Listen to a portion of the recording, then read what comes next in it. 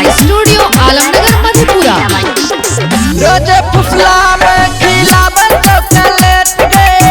इशारा करके बुलावे पिछला गेट के भैया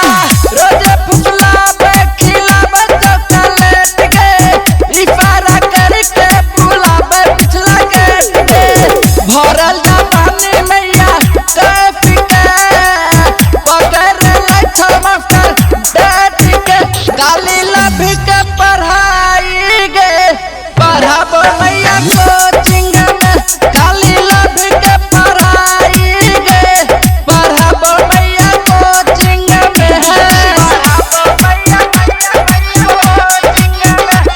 Mixed by Balbhadra Singh। गाली लभी के पढ़ाई Presented by PM Recording Studio Alamnagar Madhepura। चाहे मास्टर आप कौन आगे मैया महीना के फीस नहीं लगत रुपैया मैया चाहे मास्टर हमारा फोन आगे मैया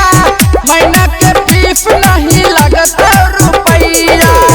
चुमा दे बता तो ही फोन गे